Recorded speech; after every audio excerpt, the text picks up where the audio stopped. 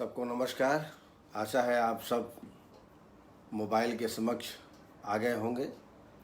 समय का विशेष ध्यान हमेशा हम रखते आए हैं, शुरू से 4 बज चुका है। आइए पहले प्रश्नों के उत्तर देने का प्रयास कर रहा हूं मैं।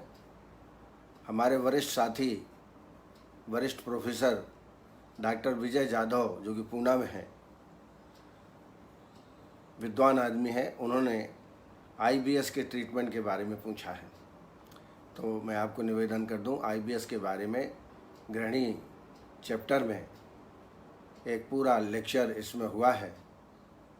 नवीन से बोलेंगे, नवीन जोशी से, तो आपको वो उपलब्ध करा देंगे। लेकिन बाकी तो सब ट्रीटमेंट संग्रहणी का करते ही हैं। संग्रहणी से इसकी तुलना की जाती है। अतिशिष्टम विबद्धम व द्रवम तदुपस्थिते तृष्णारोचक वैर्य से प्रसेगितम कानुता, यही लक्षण कमोवेश आईबीएस में मिलते हैं। कभी अतिसार होना, कभी बेबंद हो जाना, इच्छा बनी रहना मोशन की। इसके लिए परपटी कल्प बहुत ही उपयोगी चिकित्सा है। आजकल हम लोग भूल गए हैं, उसको करते नहीं हैं। मैंने बहुत किए हैं परपटी कल्प। पंचामृत परपटी कल्प यदि करना है तो 125 मिलीग्राम 100 मिलीग्राम से चालू करिए, और यदि स्वर्ण परपटी का कल्प करना है तो 60 मिलीग्राम से चालू करिए। बस इतना ही अंतर करिए। प्रथम दिन 100 मिलीग्राम पंचामृत परपटी, फिर द्वितीय दिन 200 मिलीग्राम, फिर 300, ऐसा बढ़ाते हुए 10वें दिन 1000 मिलीग्राम पंचामृत परपटी की मात्रा हो जाएगी। फिर 11वें दिन 1000 मिलीग्राम, फिर 12वें दिन से कम करना है, 12वें दिन 900, फिर 800, ऐसा कम करते हुए 20वें दिन यह मात्रा 100 mg की आ जाएगी। इस तरह से कल्प विधि से पंचामृत परपटी का सेवन कराएं। इस दौरान निरन्न रहना है, भोजन वोजन कुछ नहीं देना है पेशेंट को, सिर्फ छाछ का सेवन कराना है। ताज़ी छाछ खुद बनवाइए ताज़ी, और दिन भर उसी को पीने के लिए बोलिए। प्यास लगे तो भी पिएं, भूख लगे तो इसी को पिएं। दिन भर में लगभग 6 से 7 लीटर तक छाछ पेशेंट पी सकता है। अन्नपान के रूप में स्याह जीरा को घृत में भाजित कर लीजिए 500 मिलीग्राम, और 250 मिलीग्राम घृत भाजित हींग, इन दोनों को मिला करके परपटी के साथ लें, और पूरी तरीके से एक कमरे में रहें। बाहर घूमना इसमें अलाउड नहीं रहता है। निश्चित रूप से रोगी को आराम प्राप्त होगा। लेकिन मेरा एक निवेदन है कि उस संग्रहणी या गृहिणी का जो लेक्चर है उसको ज़रूर आप प्राप्त कर लें। दिग्विजय राजश्री जी ने क्रॉनिक फटीग सिंड्रोम के बारे में पूछा है। इसे हम माइल्जिक एन्सेफेलोमाइलाइटिस भी कहते हैं। शॉर्ट में इसको ME कहते हैं। अधिकतर लेडीज़ में पाया जाता है ये रोग। इसके निदान अननोन है, पर कभी कभी इन्वायरमेंट और जेनेटिक फैक्टर का प्रभाव इसमें पड़ता है। इसमें अत्यधिक पेन होता है पूरे शरीर में, अंगमर्द, रेस्ट करने में भी पेशेंट को आराम नहीं मिलता है, स्लीप डिस्टर्बेंस हो जाती है। इसके अलावा एक्टिविटी करने पर और अधिक बढ़ जाता है। कोई भी एक्टिविटी करेंगे तो वेदना और बढ़ जाती है। इसको हम क्रॉनिक फटीग सिंड्रोम कहते हैं। इसमें स्ट्रेस मैनेजमेंट और रिलैक्सेशन थेरेपी भी पेशेंट में करना चाहिए, और इसकी चिकित्सा रसायन, ब्रह्मण, उत्साहवर्धन, शिरोधारा और नस्यकर्म कराना चाहिए। रसायन में आमल की रसायन या ब्राह्मी रसायन का सेवन कराएं।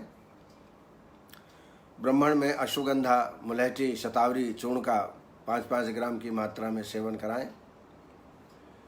उत्साहवर्धन पेशेंट में करते रहें, काउंसलिंग करते रहें। और शिरोधारा, अश्वगंधा बलादि तैल से शिरोधारा 50 मिनट तक, कम से कम 11 दिन का कोर्स शिरोधारा का देवें। और शिरोधारा के बाद नस्यकर भी आपको ब्रह्मण नस्यों से देना है। अणुतेल 4-4 बूंद दिन में 2 बार प्रतिदिन पेशेंट को डालिए, तो निश्चित है इसमें क्रॉनिक फटीग सिंड्रोम में आराम प्राप्त होगा। अनुपमा जी ने वातकंटक के बारे में पूछा है, तो नेक्स्ट लेक्चर बाद बात कंटक पर ही है, आप वहाँ आप सुन लेंगे। अमिता सिंह ने गाल ब्लैडर स्टोन के ट्रीटमेंट के बारे में पूछा। गाल ब्लैडर स्टोन के बारे में कई बार चर्चा हो चुकी है, फिर भी मैं एक योग पुनः बता रहा हूँ आपको। कुटकी 50 ग्राम, शतावरी 50 ग्राम, गोक्षुर 50 ग्राम और खीरा बीज 50 ग्राम, इनका बारीक चूर्ण कर लें। एक एक चम्मच 2 या 3 बार लगातार इसका सेवन कराएं तो इसमें गाल ब्लैडर स्टोन में लाभ प्राप्त होता है। इसके अलावा लेखन बस्ती, इसमें त्रिफला, विडंग, गिलोय, ये 50-50 ग्राम लेके काढ़ा बना लें 300 ml, और इसमें यवक क्षार 10 ग्राम डाल करके विधिवत बस्ती दें काल बस्ती क्रम में। मात्रा बस्ती के रूप में सेंधमारी तेल का प्रयोग 30 ml में कर सकते हैं। श्री राम चतुर्वेदी जी ने एडेनॉइड के बारे में पूछा है। 6 साल का बालक है, उसको एडेनॉइड है। एडेनॉइड जो है ये ज़्यादातर बच्चों की ही होता है। नेज़ल कैविटी के पीछे लिम्फेटिक टिश्यू का एक मास डेवलप हो जाता है। इसे फेरिंजियल टॉन्सिल या नेज़ोफेरिंजियल टॉन्सिल भी कहते हैं। इस अवस्था में रोगी की नाक में अवरोध उत्पन्न हो जाता है, ब्लॉकेज हो जाता है, कानों में प्रॉब्लम होने लगती है, स्लीपिंग प्रॉब्लम हो जाती है और स्नोरिंग बढ़ जाती है, और सोर थ्रोट में स्वेलिंग टाइप का हो जाता है। निगलने में, किसी चीज़ को निगलने में कठिनाई होती है, और गर्दन के जो लिम्फ नोड्स हैं वो भी इन्फ्लेम्ड हो जाते हैं। ये एक प्रकार से टॉन्सिल ही है, लेकिन टॉन्सिल थोड़ा गले में होता है, ये कैविटी के पीछे होता है, बस इतना ही अंतर है। रूफ ऑफ नेज़ोफेरिंक्स में ये विकृति होती है। इसकी चिकित्सा टॉन्सिल के समान ही करना चाहिए। इसमें टंकड़ छार 250 मिलीग्राम, स्वर्ण बसंत मालती 60 मिलीग्राम और त्रिभुवन कीर्तरस 125 मिलीग्राम, ये मात्रा दिन में 3 या 4 बार रोगी को देवें। हरिद्रा, गर्म पानी और नमक इसके बार बार कुल्ले करें। साथ में अन्य औषधियाँ जो आप दे रहे होते हैं वो आप देना प्रारंभ रखें। हरिद्राखंड भी सेवन कराएं, ये भी बड़ा इसमें लाभ करता है। ज्ञानेंद्र सहपाठी जी ने पोस्ट नेज़ल ड्रिप, इसके बारे में जानना चाहा है। नाक तथा थ्रोट के पीछे, नोज तथा थ्रोट के पीछे प्रोफ्यूज्ड म्यूकस जमा हो जाता है और ऐसा महसूस होता है कि यह म्यूकस थ्रोट के पीछे की ओर जा रहा है। ये अनुभूति रोगी को होती है। ये कोल्ड टेम्परेचर के कारण, ड्राई एयर के कारण, हार्मोनल चेंजेस के कारण और कभी कभी केमिकल इरिटेंट जैसे कि नेज़ल स्प्रे, इन कारणों से भी ये रोग पोस्ट नेज़ल ड्रिप हो सकता है। और यह एलर्जिक राइनाइटिस और कॉमन कोल्ड के लक्षणों में भी प्राप्त होता है। इसकी भी चिकित्सा एलर्जिक राइनाइटिस या जीर्ण प्रतिशाय, जिसकी चर्चा हम कर चुके हैं, उसी रूप में रोगी को करना है। फिर भी यह योग मैं बता रहा हूँ आपको। इसमें महालक्ष्मी विलास रस 60 मिलीग्राम, स्वर्ण बसंत मालती 60 मिलीग्राम, अभ्रक भस्म 125 मिलीग्राम, ऐसी एक खुराक है ये। ऐसे दिन में 3 बार या 4 बार इसका सेवन कराएं तो इसमें निश्चित रूप से आराम मिलता है। इसके अलावा गिलोय चूर्ण और छोटी हरड़ चूर्ण इक्वल क्वांटिटी में तैयार कर लें। गिलोय और छोटी हरड़ 1-1 चम्मच दिन में 2 बार प्रतिदिन इसका सेवन करें। इसके अलावा एक बात और मैं बताना चाहूँगा। इसमें मुलैठी, कंटकारी और गिलोय, मुलैठी, कंटकारी, गिलोय 100-100 ग्राम लेके यवकुट कर लीजिए। 4 चम्मच दवा, 4 कप पानी, 1 कप बचे तब तक पकाएं। ऐसा 1 कप सुबह 1 कप शाम को खाली पेट में दोनों टाइम देवें। ये पूरी 1-1.5 महीना जब तक पेशेंट ठीक ना हो, मैक्सिमम 3 महीने तक इसका प्रयोग कराएं तो पूर्णतः रोगी ठीक हो जाता है। अब आइए, वेद राव, इन्होंने क्रॉनिक हेपेटाइटिस बी के बारे में, ट्रीटमेंट के बारे में जानना चाहा है। जैसा कि आप जानते हैं, क्रॉनिक हेपेटाइटिस बी के लक्षणों में नेत्र जो है पीत वर्ण के हो जाते हैं, पेट में दर्द हमेशा बना रहता है, यूरिन डार्क कलर की होती है, और फिर बाद में कभी कभी लिवर फेलियर भी हो सकता है, और cancer can also be develop, cancer भी इसमें डेवलप हो सकता है। भूख कम लगती है, नासिया और उल्टी जैसा लगना या उल्टी भी हो सकती है, ये लक्षण रोगी में मिलते हैं। इसकी चिकित्सा मुख्य रूप से भूमि अम्ल की क्वाथ, रोहित का रिष्ट, ये तो बहुत उपयोगी आश्वरिष्ट है। भूमि अम्ल की क्वाथ 4 चम्मच और 4 चम्मच रोहित का रिष्ट दोनों मिला दें, और 8 चम्मच पानी भोजन के बाद दोनों टाइम इसको देवें। आरोग्यवर्धनी 2 गोली सुबह और 2 गोली शाम को। रस औषधियों में यकृत पिलिहारी लौह, शोथारी लौह और श्वेत परपटी, शोथारी लौह, नवाई शोथारी लौह, यकृत पिलिहारी लौह 250 मिलीग्राम दोनों लीजिए। श्वेत परपटी 250 मिलीग्राम, और थोड़ा शहद ज़्यादा लेकर के दिन में 2 या 3 बार इसको चटाइए, क्योंकि टंकर डाला है, टंकर कभी कभी जीवा में नुकसान पहुंचा सकता है, इसलिए थोड़ा शहद इसमें ज़्यादा लेनी पड़ेगी। इस तरीके का आप ट्रीटमेंट करेंगे तो निश्चित रूप से आराम प्राप्त होगा।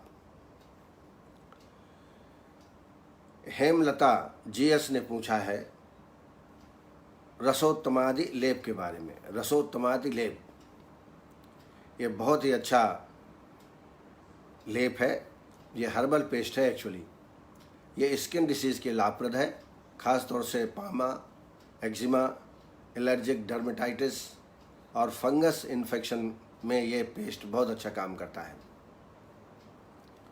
और इसका बेस काऊ घृत, गोघृत से ये बनाया जाता है, और जितने भी पैत्तिक और कफज विकार हैं त्वचा से संबंधित,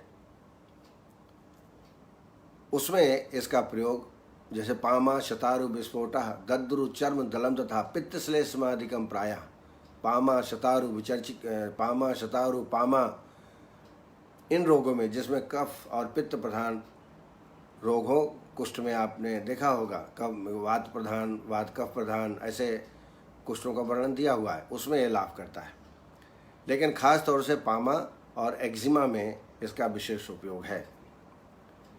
इसमें इंग्रेडिएंट्स आप लोग नोट कर लें, बहुत उपयोगी है, आपको ये मिलेगा भी नहीं, क्योंकि ये वैद्य जीवनम विलास नामक एक किताब है, उसका ये योग है। आप इसको चाहें तो लिख लीजिए। शुद्ध पारद, जीरक, कृष्ण जीरा, हरिद्रा, दारू हल्दी, मरीच, सिंदूर, शुद्ध गंधक और मनहशिला। फिर से रिपीट करता हूँ, शुद्ध पारद, जीरक, कृष्ण जीरा, हरिद्रा, दारू हल्दी, मरीच, सिंदूर, शुद्ध गंधक और मनहशिला, इनको बराबर बराबर मात्रा में लेके चूर्ण बना लीजिए। फिर घृत को डाल करके इसको पेस्ट बना लें।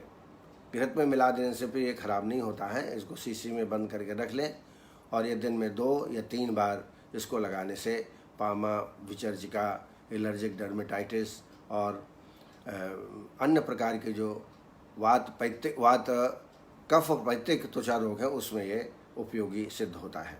इसका प्रयोग आप करें। रस, 2 जीर, 2 निशा, मरीच, सिंदूर, दैतम मनःशिलाम, चूर्णीकृतानां घृतं मिश्रितां, त्रिभिः प्रलेपः आपयति पामाः। तो ये बहुत अच्छा लेप है, इसका प्रयोग आप कर सकते हैं। अशोक गुप्ता जी ने डीप वेन्स थ्रोम्बोसिस के बारे में पूछा है।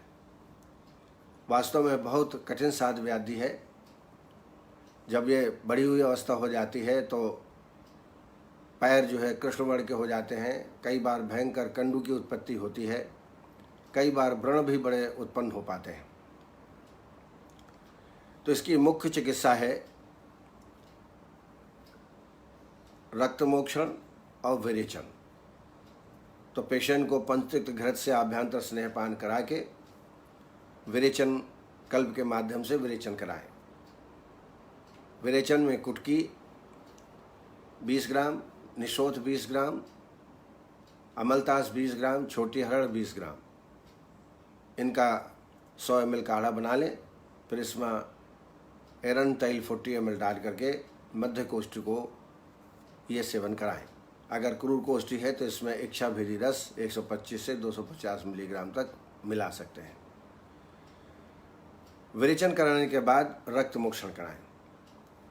रक्त मोक्षण से बहुत ही अच्छा लाभ प्राप्त होता है। ज़्यादातर जलों का उच्चारण उपयोगी होता है। एक साथ 2-2, 3-3 जलों का आप लगा सकते हैं। प्रति तीसरे दिन लगाएं। ऐसे कम से कम 4 या 5 कोर्स आप करें। इससे निश्चित रूप से पेशेंट को लाभ होगा। इसके अलावा मेडिकेटेड धारा, सडंग पानी की धारा लेग में डालना चाहिए। यह भी बड़ा उपयोगी होता है। एक मैं काढ़ा बताना चाहूँगा स्वानुभूत। पारिजात क्वाथ, पारिजात के पत्ते कलेक्ट कर लें, इसका काढ़ा आप पीजिए। निर्गुंडी क्वाथ, ये भी बड़ा उपयोगी है। और चाहें तो पारिजात, निर्गुंडी और दशमूल, ये तीनों मिला लें और इसका काढ़ा आप प्रयोग करें खाली पेट में। पारिजात, निर्गुंडी पत्र और दशमूल क्वाथ।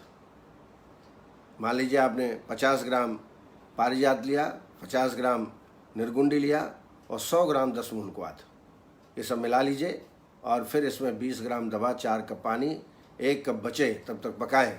ऐसा 1 कप सुबह शाम इसको पिलाने से निश्चित रूप से पेशेंट में लाभ होगा। इसके अलावा कांचनादी गुग्गुल 2-2 गोली दिन में 2 बार, वृद्ध वाटिका बटी 2 गोली सुबह 2 गोली शाम को, और शिलाज इत्यादि रसायन, शिलाज इत्यादि रसायन का विशेष महत्व है। इसमें 2 गोली सुबह 2 गोली शाम को देना चाहिए।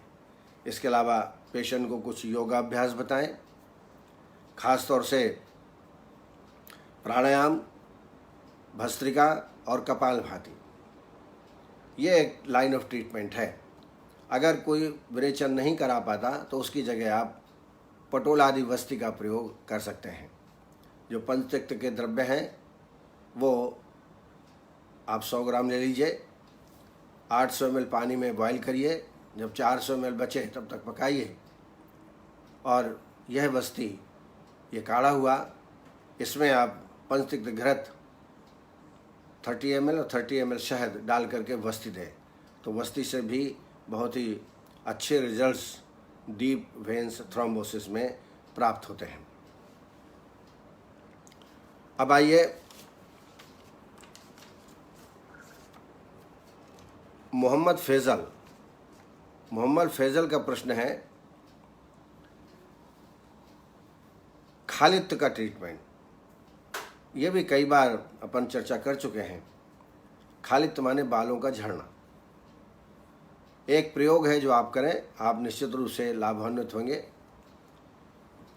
मस्तिष्क की क्रिया है, मैंने उसमें पंचकर्म सेक्शन में बताया हुआ है। ये सुश्रुत का कल्प है। मस्तिष्क बनाना कैसा है? वैसे तो बहुत सारे योग हैं, रोगानुसार अलग अलग लेप तैयार किए जा सकते हैं, लेकिन खालित्य पालित्य के लिए आप 100 ग्राम आंवला ले लीजिए और लगभग 400 ml छाछ, और इसको आंवलों को पोटली बना दीजिए और छाछ में डाल दीजिए। इसको धीरे धीरे पकाइए। जब पूरी तरीके से छाछ खत्म हो जाए तो पोटली को निकालें, देखेंगे कि आप आंवले शून्य हो गए हैं। इनको अच्छा मसल करके कपड़े से छान लें और कल्क प्राप्त कर लें। इस कल को शिरा प्रदेश में 1 अंगुल मोटा चारों तरफ लेप कर दें। इसके लिए बाल बहुत छोटे कराने पड़ेंगे। यदि बाल पूरी तरीके से निकाल लें तो लाभ ज़्यादा प्राप्त होता है। ये मस्तिष्क की क्रिया है। लगातार 20-21 दिन तक इस प्रयोग को करना है। 1 घंटे तक धारण करना है। लेप लगाने के बाद एक अंगुल मोटा लेप लगाने के बाद 1 घंटे तक वो लगा रहना चाहिए। उसके बाद धीरे से निकाल करके और चमेली तेल लगाना चाहिए। चमेली तेल बहुत ही उपयोगी है। इसी का हम नस्य करते हैं। बनाना कैसे है वो मैं बता देता हूँ। चमेली आप देखेंगे बाग बगीचों में बहुत मिलती है, बहुत मात्रा में माली लोग उसको काट के फेंकते हैं। ऐसी जगह जहाँ ज़्यादा हो वहाँ से चमेली ज़्यादा से ज़्यादा जितनी हो, पत्र डंठल भी चलेंगे, वो कलेक्ट कर लीजिए। फिर उसको कट करके बारीक काट लीजिए और कुकर में डाल करके उसमें थोड़ा पानी भी 1 गिलास डालिए और उसको गरम करिए। जब 7-8 सीटी आ जाए कुकर की तब उतार लीजिए और उसी में ठंडा होने दीजिए। जब वो कुनकुना ठंडा हो जाए तो फिर मिक्सर में डाल करके पीस लीजिए और इसका रस निकाल लीजिए। मान लीजिए 100 ml तिली तेल है तो 400 ml चमेली के सुरस को लेना चाहिए और 400 ml दुग्ध। 100 ml तिली तेल, 400 ml चमेली पत्ते का सुरस और दुग्ध, गोदुग्ध हो तो अच्छा, 400 ml। अब इसको धीरे धीरे पकाएं, चलाते रहें। अब जब 100 ml तेल शेष रहे तब तक इसको पकाना है। फिर छान लीजिए। छानने के बाद ये तेल आपका तैयार हो गया। ठंडा हो जाए शीशे में भर लीजिए। इसी से 4 बूंद दोनों नासा में नस्य प्रतिदिन सुबह और शाम को दोनों टाइम डलवाइए। और इस चमेली तेल से ही जब आप मस्तिष्क के निकाल लेते हैं उसके बाद मालिश करिए और शाम को भी इसी तेल से मालिश करिए। आप देखिएगा कि 3 महीने के ट्रीटमेंट से आप पेशेंट को लाभ दे सकते हैं। इसके अलावा मंडूर भस्म, नवाइश लौह और गिलोय सत्व। मंडूर भस्म 250, नवाइश लौह 250 और गिलोय सत्व 250। ऐसे दिन में 2 या 3 बार च्यवनप्राश के साथ ये योग देना चाहिए। इससे भी रोगी को लाभ प्राप्त होता है। एक योग और बता रहा हूँ मैं आपको, काला तिल। काला तिल 50 ग्राम, मुलैठी 50 ग्राम। इनको बारीक गोदुग्ध में पीस लीजिए और इसका लेप भी शिरा प्रदेश में आप लगाएं। इससे भी खालित्य में आराम होता है। भावना सिन्हा ने योनिपापत चिकित्सा के बारे में पूछा है तो एक व्याख्यान की ज़रूरत पड़ेगी इसमें, क्योंकि बृहद सब्जेक्ट है ये। KN गांगवार जी ने स्वर्णकल्प के बारे में पूछा है। मुझे लगता है स्वर्ण प्रॉपर्टी जो मैंने बताई थी उसके बारे में पूछा है। तो 10 दिन बढ़ाना है, 10 दिन घटाना है। स्वर्ण प्रॉपर्टी यदि आपने 50 मिलीग्राम से चालू करी तो 10वें दिन 500 मिलीग्राम हो जाती है। फिर 11वें दिन 500 मिलीग्राम और फिर उसको घटाइए तो 20वें दिन 50 मिलीग्राम की मात्रा आ जाती है। शायद उसके बारे में पूछा है तो ये विस्तृत से गृहिणी अध्याय में मैं आपको बता चुका हूँ। अरुण वर्मा ने प्रवाहिका में एरंड तेल कितने दिन देना चाहिए? एक्चुअली जब प्रवाहिका में आम की उपस्थित होती है तो दीपन पाचन दे करके एरंड तेल 20 से 30 ml दुग्ध के साथ मिला करके देने का प्रावधान है। इससे जो आम शरीर का है वो शरीर से बाहर निकल जाता है। रोज़ देने की आवश्यकता नहीं है। ये हफ्ते में एक बार खाली पेट में प्रातःकाल आप इसका सेवन करा सकते हैं। इसके अलावा पंचामृत प्रॉपर्टी का प्रयोग किया जा सकता है। ईसबगोल प्रतिदिन दे सकते हैं जिससे संचित जो आम है वो शरीर से बाहर निकल जाए। हरिओम कुलशेष जी ने CKD के ट्रीटमेंट के बारे में पूछा है। क्रॉनिक किडनी डिसीज़, इसके बारे में विस्तृत मूत्रकृक्ष से संबंधित एक व्याख्यान दिया था। उस व्याख्यान को डॉक्टर नवीन जोशी से फ़ोन करके प्राप्त कर लीजिए। आप उसको पूरा देखिए तो आपको निश्चित रूप से CKD का इलाज आपको प्राप्त हो जाएगा। स्वाति त्यागी जी ने एलोपेशिया टोटलिस के बारे में पूछा है। ये वास्तव में असाध्य व्याधि है, इसका ट्रीटमेंट नहीं है और ये इसके कारण का भी पता नहीं है। ये जेनेटिक भी हो सकता है और ऐसे पेशेंट बहुत कम मिलते हैं। लाखों में एक आध पेशेंट यदि पूरा मिले तो मिले। मैंने तो इतनी ज़िंदगी में मैंने कभी नहीं देखा है कि पूरे एलोपेशिया टोटलिस का पेशेंट आपके पास हो। ये असाध्य है। फिर भी मस्तिष्क और नस्यकर्म तो आप कराइए। पेशेंट आए तो उसको बता दीजिए भाई ये व्याधि बहुत कठिन साध्य है, लेकिन फिर भी अगर आप चाहें तो प्रत्याख्य करके ट्रीटमेंट आप प्रारंभ कर सकते हैं। पवन जोगी ने फॉरडाइस स्पॉट के बारे में पूछा है, उसको आयुर्वेद में कैसे समझें। तो पहले ये समझ लें कि ये व्याधि क्या है। एक प्रकार का सिबेसिस ग्लैंड है। सिबेसिस ग्लैंड है जो कि अपर लिप या ग्लैंड्स ऑफ पेनिस या लीबिया में हो सकते हैं। अब चूँकि कुष्ठ की परिभाषा है कुष्ठादि वपु इति कुष्ठम, तो कुष्ठ के अंतर्गत इसका आप ले सकते हैं। मेरे ख्याल में सिद्ध से इसकी तुलना करना चाहिए। इसमें थोड़ा व्हाइटिश स्पॉट होते हैं या छोटी छोटी ग्रंथियाँ भी होती हैं। तो एक व्याधि है पामा शतारू जिसमें सैकड़ों छोटी छोटी फुंसियाँ हो जाती हैं, उससे भी आप तुलना ऐसी कर सकते हैं। लेकिन इसमें कोई खुजली या कंडू ऐसा कोई लक्षण इसमें उल्लेखित नहीं है। थोड़ा से इरिटेशन होता है बस। तो इसको इस प्रकार से आयुर्वेद में समझ सकते हैं। सुनील रातौड़ी जी ने OPD स्तर पर सद्य लाभप्रद पंचकर्म के बारे में पूछा है। तो एक व्याख्यान उसमें अलग से अपन ले लेंगे कि OPD स्तर पे हम क्या क्या पंचकर्म में कर सकते हैं। एक टेबल चाहिए, एक कुकर चाहिए और इसके माध्यम से हम क्या ट्रीटमेंट कर सकते हैं। तो एक लेक्चर इसमें भविष्य में लेने का प्रयास किया जाएगा। राशि गर्ग ने उत्तर बस्ती के बारे में पूछा है। उत्तर बस्ती भी एक महत्वपूर्ण चिकित्सा है, इसका भी एक व्याख्यान की आवश्यकता है, पर संक्षिप्त में समझ लें। उत्तर बस्ती योनि व्यापद और बंधित्व में बहुत ही उपयोगी सिद्ध हुई है। इसमें 10 अंगुल लंबी नली लेते हैं। आजकल कैथेटर का प्रयोग कर सकते हैं 8 नंबर या 9 नंबर, और कैथेटर में आप इंजेक्शन के माध्यम से या सिरिंज के माध्यम से या वस्तिपुटक के माध्यम से वस्ति दी जा सकती है। और जैसा आप जानते हैं निरूह और अनुवासन 2 प्रकार की वस्तियां हैं।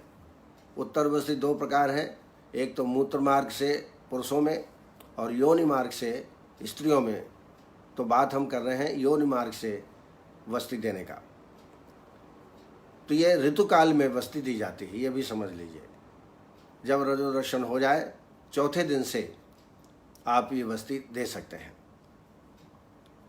और देने का विधान ये है कि लगातार 3 दिन देवें, फिर 3 दिन रेस्ट करें, फिर 3 दिन देवें, फिर 3 दिन रेस्ट, ऐसे 4-5 बार कोर्स करना चाहिए। और द्रव्य की मात्रा 2 तोले अर्थात 20 ml से ज़्यादा नहीं होना चाहिए। मैंने निरूह के लिए शायद बताया होगा आपको, सबसे बढ़िया जो बंधत्व के लिए उपयोगी है वह है कुटज और गंभारी फल।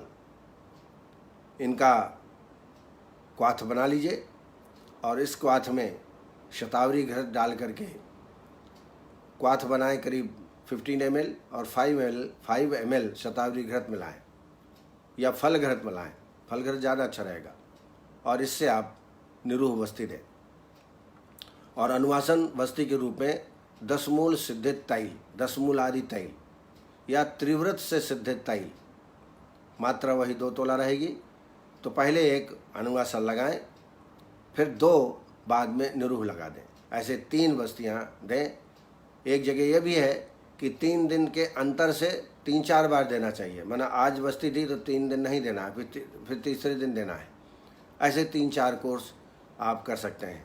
और बहुत ही सिंपल क्रिया है, एक बार आप कर लेंगे तब आपको कोई तकलीफ़ इसमें नहीं जाएगी। पर मैं चाहूँगा कहीं प्रत्यक्ष जो कर्मा है, कोई अगर आप कहीं जा सके उत्तर प्रदेश सीखने तो ज़्यादा अच्छा है। अरविंद वर्मा जी ने पालित्य में नस्य कर्म के बारे में पूछा है। बिल्कुल, पालित्य में नस्य कर्म बहुत ही उपयोगी है। अनुतैल और ब्राह्मी घृत का नस्य कर्म पेशेंट में कर सकते हैं। इंद्रिय वर्धक तैल भी इसके लिए उपयोगी रहेगा। इसके अलावा आज इस कार्यक्रम की शोभा बढ़ा रहे हैं हमारे उत्कर्ष वर्मा जी, और नवीन जोशी तो हैं ही, वो कैटलिस्ट हैं इस कार्यक्रम के। इस कार्यक्रम का संचालन कर रहे हैं। संध्या पांडे बहुत ही योग चिकित्सक हैं, अंबिकापुर में हैं, वो निरंतर हर व्याख्यान को सुन रही हैं। सुनील रातौड़ी ये पंचकर्म के ज्ञाता भी हैं, पंचकर्म करते भी हैं, इसलिए इनको मैं विशेष रूप से नमस्कार कहना चाहूँगा कि प्रतिदिन वो सुनते हैं इतना ज्ञानवान होने के बावजूद। रविंद्र जी, कमलेश गुप्ता जी, संतोष कुमार जी, भट्ट प्रणव, अमर शुक्ला जी वरिष्ठ चिकित्सक हैं, ये भी पूरा व्याख्यान आज तक का सुना है उन्होंने। सायराम पुट्टुर जी, विजय मित्तल जी, देन गांगवार जी, शिखा वर्मा जी, रीना शर्मा, नवीन उपाध्याय जी, विपिन द्विवेदी जी, शुभांगी सांबरे भी प्रत्येक लेक्चर को सुना है, लेकिन आजकल अब प्रश्न नहीं पूछ रही हैं, वो सेटिस्फाइड हैं, अच्छी बात है। स्वाति जायसवाल का मंजूला, दीपक गुप्ता, संदीप सिंह चौहान, रविराज जी, धनंजय कुमार श्रीवास्तव, ये बहुत ही प्रसिद्ध चिकित्सक हैं और ख़ास तौर से यूरोप में बहुत फेमस आदमी हैं। इनका बहुत बड़ा हॉस्पिटल है, बहुत अच्छा काम कर रहे हैं ये। इन्होंने एक बहुत बड़ा हॉल भी बनाया है। उनका कहना है कि इसमें हम रीओरिएंटेशन प्रोग्राम प्रशिक्षण कार्यक्रम का आयोजन करेंगे। मैं इंतज़ार में हूँ कि कब उनका फ़ोन आए। धनंजय जी आपको बहुत बहुत नमस्कार। क्षितिज चौधरी जी, गिरिराज प्रसाद जी, राम बाबू जी, आरवी प्रजापति जी, यशवंत जायसवाल जी, भावना सिन्हा जी, अरुणा वर्मा, दैन मिस्टर त्यागी जी, ज्ञानेंद्र सहपाठी, सत्येंद्र पाल जी, माधव सुधा जी, विनय मित्तल जी, कमलेश जी, पवन जी, सपना जी और सुप्रिया साहू, ऐसे तमाम चिकित्सक इस कार्यक्रम को बड़ी लगन से सुन रहे हैं। आपको बहुत बहुत हार्दिक धन्यवाद। इसी तरह आप ज्ञान उपिपासु रहिए। निश्चित है लेने वाला चाहिए, देने वाले बहुत मिलेंगे लेकिन लेने वाले बहुत कम मिलते हैं। अब आइए हम चर्चा करते हैं आज कोष्ठक शीर्ष, वात कंटक और पादहर्ष, ये 3 व्याधियाँ वातव व्याधि हैं ये। इनके बारे में क्योंकि बार बार प्रश्न आता है तो मैंने सोचा इनके बारे में एक व्याख्यान ले लिया जाए। आइए पहले कोष्ठक शीर्ष के बारे में चर्चा करते हैं। इसको लक्षणों की साम्यता के आधार पर इसको साइनो आर्थराइटिस ऑफ नी ज्वाइंट कह सकते हैं। साइनो आर्थराइटिस ऑफ नी ज्वाइंट ये कहा जा सकता है। यह वात रक्त की विकृति से यह व्याधि होती है। वात एवं रक्त दोष प्रकोपित होकर के जानुसंधि में अवस्थित होकर कोष्ठक शीर्ष रोग की उत्पत्ति करते हैं। वात एवं रक्त दृष्टि से वात रक्त भी होता है, लेकिन वात रक्त सभी संधियों में अपेक्षा की छोटी संधियों में ज़्यादा होता है, जबकि कोष्ठक शीर्ष मात्र नी ज्वाइंट में होता है। यह सबसे बड़ा इसमें अंतर है वात रक्त में।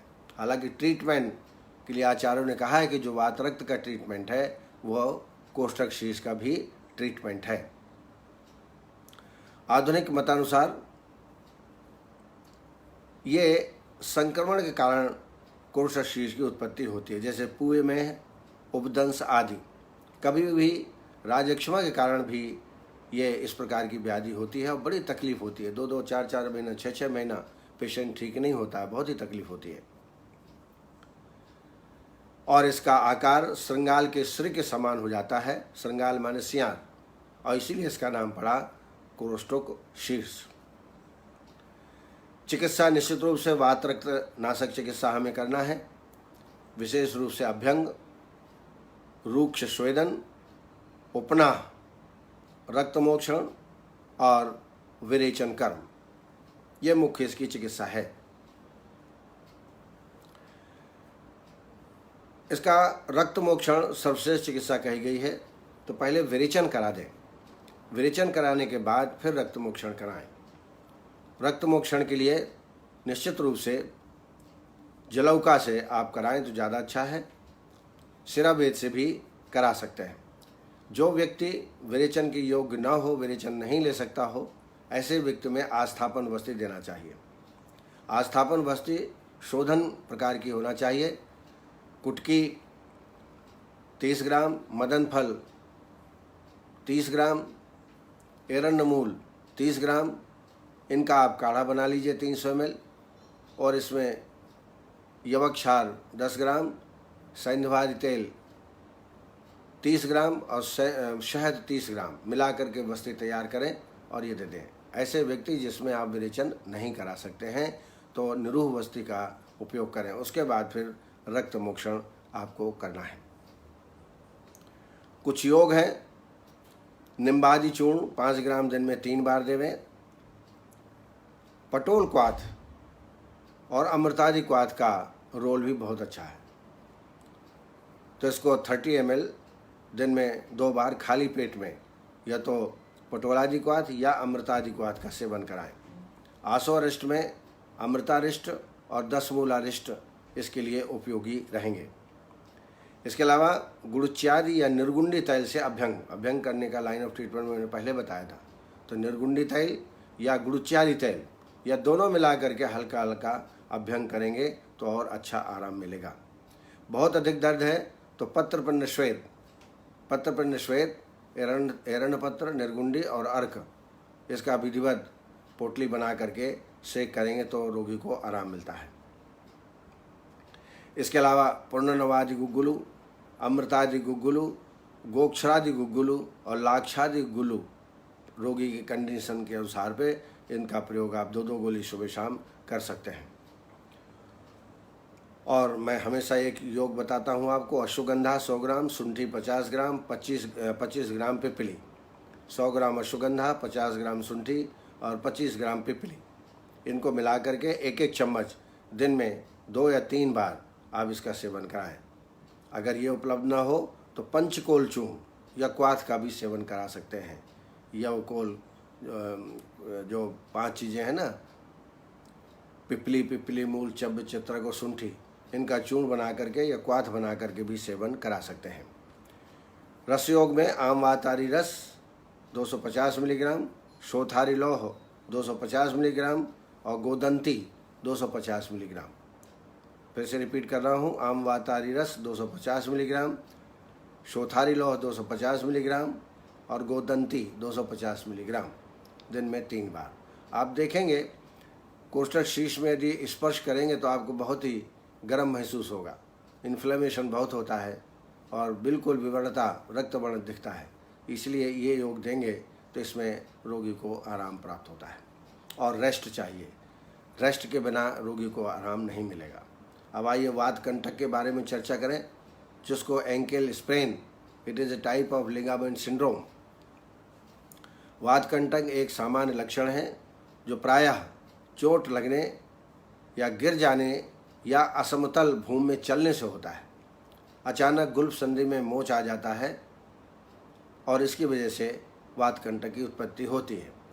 इसका मुख्य कारण है पैर के टेढ़ा रखने से अथवा अधिक श्रम करने से प्रकुपित वात गुल्फ संधि में वेदना को उत्पन्न करता है, जिसे हम वात कंटक कहते हैं। चलते समय अत्यधिक वेदना होती है। रुक पादे विस्मन्यस्ते श्रमाद वा जायते यदा वाते गुल्फम आश्रित तमाहुर वात कंटकम। चिकित्सा में इसमें पुनः रक्तमोक्षण करना जलौका उच्चारण के माध्यम से कम 3 दिन के अंतर से 4-5 बार सिटिंग दे दें तो रोगी को तत्काल आराम मिलेगा। इसके अलावा एरंड तैल 20 ml दुग्ध के साथ प्रतिदिन लगभग 7 दिन तक सेवन करें। इससे भी आपको बहुत अच्छा लाभ प्राप्त होगा। अग्निकर्म इसकी विशेष चिकित्सा है। अग्नि जो शलाका होती है उसके द्वारा अग्निकर्म करें तो रोगी को अत्यधिक आराम प्राप्त होता है। सिंहनाथ गुगुलू 2 गोली सुबह शाम को। इसके बाद लाक्षादी गुगुल का भी प्रयोग इसमें अपेक्षित है। अमृतादि गुगुल भी लाभप्रद होती है। तो अलग अलग जब पेशेंट आता है हफ्ते में 2 हफ्ते में तो दवाइयाँ चेंज करते रहें, जिससे पेशेंट को भी लगेगा कि दवाइयाँ हर बार हमारे डॉक्टर चेंज करते हैं। बहुत ज़्यादा दर्द हो तो पत्रपन्न श्वेत, ये भी बड़ा उपयोगी चिकित्सा है। चूर्णों में अजमोदारी चूर्ण और पंचकोल चूर्ण दोनों को 2.5 ग्राम लेकर के गर्म पानी के साथ इसका सेवन कराएं। अजमोदारी चूर्ण और पंचकोल चूर्ण। रस औषधियों में हम मल्ल सिंदूर 60 मिलीग्राम और शंख भस्म 250 मिलीग्राम, ये दिन में 3 बार शहद के साथ इसको चटाएं। मल्ल सिंदूर 60 मिलीग्राम, शंख भस्म 250 मिलीग्राम, ये दिन में 2 या 3 बार शहद के साथ इसको चटाएं। ये भी बड़ा लाभप्रद चिकित्सा है। अब आइए पाद हर्ष, जिसको सामान्य भाषा में पाद शून्यता बोलते हैं, जिसको हम tingling sensation in the foot ऐसा कह सकते हैं, उसको हम पाद हर्ष बोलते हैं। ये वात कफ के प्रकोप के कारण होता है। वात कफ का प्रकोप, ये प्रकोपित वायु कफ के साथ मिलकर पादहर्ष रोग की उत्पत्ति करते हैं। हर्षते चरणों यश भवेताम चापि सुप्तकौ पादहर्षा संविज्ञेया कफ वात प्रकोपताः, यानी इसमें दोष है कफ और वात। इसको ध्यान में रख करके हमें ट्रीटमेंट करना है। आधुनिक मतानुसार ये जो पेरिफेरल नर्व्स है उसकी विकृति से यह होता है। इसमें सुपरफिशियल सेंसेशन कम हो जाता है या समाप्त हो जाता है, इसे ही पादहर्ष हम मान सकते हैं। तो ये पेरिफेरल न्यूराइटिस का एक विकृति है, ऐसा मान सकते हैं। लक्षणों में पादहर्ष होता है, जिसको टिंगलिंग सेंसेशन कहते हैं। पैरों में शून्यता, नम्बनेस ऑफ द लेग, ये भी लक्षण मिलता है। 2 लक्षण मुख्य हैं, टिंगलिंग सेंसेशन और नम्बनेस, ये 2 लक्षण विशेष रूप से मिलते हैं। चिकित्सा क्रम में वात एवं कफ नाशक चिकित्सा हमको करना है, ये हमको ध्यान में रखना है। इसके लिए सबसे बढ़िया जो योग है जो हम प्रयोग करते हैं, यष्टि मधु और पिपली चूर्ण। 100 ग्राम यष्टि मधु और पिपली चूर्ण 100 ग्राम दोनों मिला लीजिए और 1-1 चम्मच 5 ग्राम की मात्रा में 2 या 3 बार उष्ण जल के साथ इसका सेवन कराएं। इसके अलावा योगराज और अग्नितुंडी बटी, योगराज 2 गोली, अग्नितुंडी 2 गोली, दिन में 2 बार गर्म पानी के साथ इसका सेवन कराएं। रस औषधियों में रसराज रस 60 मिलीग्राम, शिलज इत्यादि लौह 250 मिलीग्राम और वातारी रस 125 मिलीग्राम। रसराज रस 60 मिलीग्राम, शिलज इत्यादि लौह 250 मिलीग्राम और वातारी रस 125 मिलीग्राम, ये एक खुराक हुई। ऐसे 2 या 3 बार इसका सेवन आप शहद के साथ करा सकते हैं। आसोअरिष्ट में अभ्यारिष्ट और 10 मूलारिष्ट। अभ्यारिष्ट 4 चम्मच, 10 मूलारिष्ट 4 चम्मच और 8 चम्मच पानी भोजन के बाद इसका सेवन कराएं। यदि ये अनुपलब्ध हो तो मात्र दशमूल क्वाथ का सेवन कराएं। दशमूल क्वाथ में निशोथ चूर्ण 5 ग्राम डाल दें। दशमूल क्वाथ बना लें 30 ml और 1 चम्मच निशोथ चूर्ण डालें, इसका सेवन कराएं। आप देखेंगे 7 दिन के अंदर पादहर्ष में आराम प्राप्त होगा। साथ साथ सहचरादि तैल या निर्गुंडी तैल से अच्छी तरह अभ्यंग दोनों पैरों में जानु से नीचे अनुलोम गति से अच्छा अभ्यंग दिन में 2 बार करें। निश्चित रूप से अगर ये प्रॉपर ट्रीटमेंट आप देते हैं तो विद इन 11 डेज और 20 डेज के अंदर रोगी एकदम ठीक हो सकता है। तो इस तरीके से आज हमने कोष्ठक शीर्ष, वातकंटक और पादहर्ष के बारे में जो मेरे पास जानकारी थी मैंने दी। अब मैं ये भी बता रहा हूँ कि सब आप चिकित्सक हैं, आप सब चिकित्सा कर रहे हैं, आप सब जानते हैं। सिर्फ एक प्रकार से रीओरिएंटेशन प्रोग्राम है, आपको थोड़ा से तरोताज़ा करने का प्रोग्राम है। आपने इस कार्यक्रम को लगातार देखा और क्वेश्चन भी बड़े अच्छे अच्छे आ रहे हैं, बड़ी प्रसन्नता होती है।